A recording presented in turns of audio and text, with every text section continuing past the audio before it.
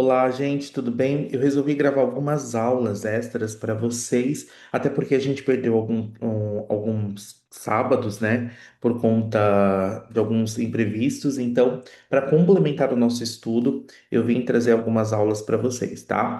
Hoje, em específico, eu quero trazer um tema bem interessante que é o paradoxo do desapego. Ele foi escrito por Michel de Montaigne e a arte de soltar sem abandonar. Vamos trabalhar esse texto. Passamos grande parte da vida tentando caber. Ajustamos o tom da fala, o corpo, as escolhas, os desejos. Aprendemos cedo que ser aceito é sinônimo de sobreviver. E pouco a pouco, vamos nos afastando de nós mesmos, acreditando que o nosso valor depende do olhar do outro, da aprovação alheia, do reconhecimento externo. Michel de Montaigne, que foi um pensador do século XVII francês, né, olhou para esse movimento humano com lucidez rara. Em meio a guerras religiosas, instabilidade política e colapsos sociais, retirou-se para uma torre para não para fugir do mundo, mas para observá-lo a partir de dentro. Seus ensaios não são tratados morais nem manuais de virtude, são exercícios de honestidade, um estudo contínuo do humano em sua fragilidade, contradição e impermanência. Montaigne percebeu algo que ainda hoje resistimos a aceitar. O controle é, em grande parte, uma ilusão. Tentamos controlar o que os outros pensam, o que pode acontecer, como seremos vistos, gastamos energia tentando antecipar cenários, evitar julgamentos, corrigir o passado e domesticar o futuro. E neste esforço constante, nos afastamos da vida real, aquela que acontece agora. Depois de quase morrer em um acidente a cavalo, Montanha compreendeu de forma visceral que nenhum planejamento o teria salvo. Foi neste choque com a finitude que algo se iluminou. Viver não é dominar a vida, é habitar o fluxo. E ele escreveu: A minha vida esteve cheia de desgraças terríveis, a maioria das quais nunca aconteceu. Então, quantas dores carregamos por coisas que jamais se concretizaram? Quantas noites desperdiçadas tentando controlar o incontrolável? Para Montaigne, essa obsessão não traz segurança, traz afastamento da realidade.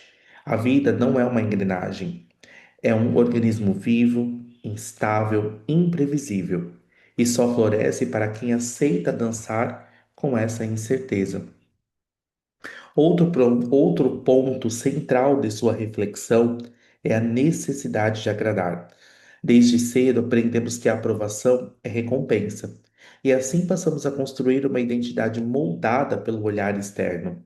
Montanha rompe com isso ao escrever não para convencer, mas para se compreender. Ele não buscava aplausos, buscava verdade.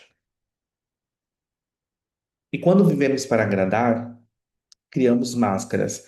E o problema não é apenas o cansaço de sustentá-las, mas o fato de que, mesmo quando somos aceitos, essa aceitação nunca nos preenche, porque não foi dirigida a quem realmente somos.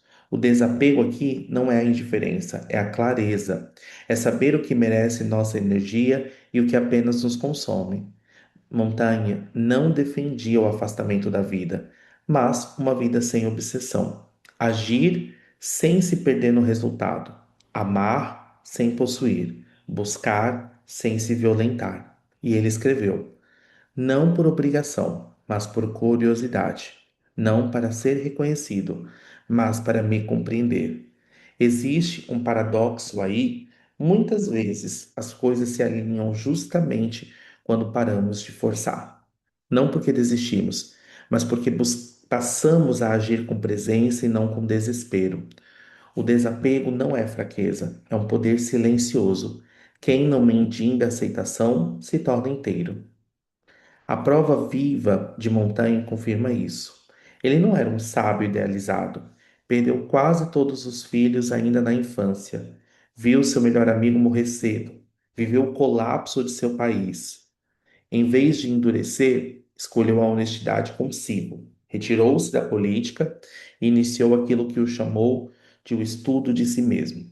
Esses textos confessam vaidade, medos, incoerências e afirma algo profundamente libertador.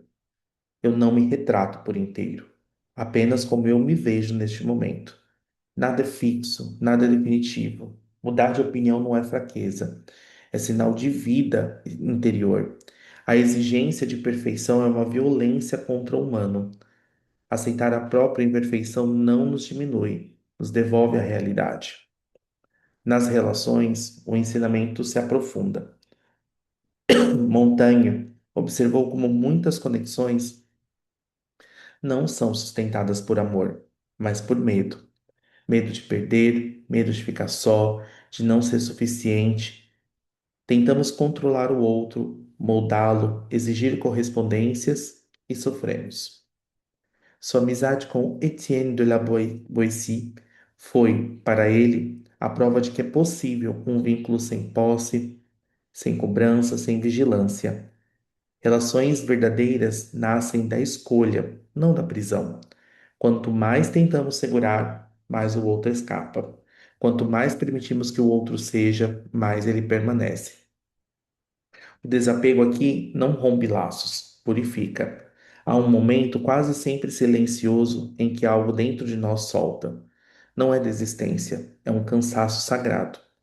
E quando entendemos que não precisamos provar tudo, sustentar tudo, carregar tudo, Montaigne chamou isso de entrega, não como passividade, não como reconciliação com a vida. Soltar o controle não nos torna negligentes, nos torna presentes.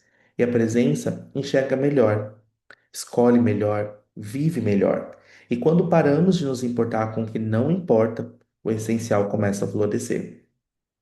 Quando soltamos o medo, nasce a coragem.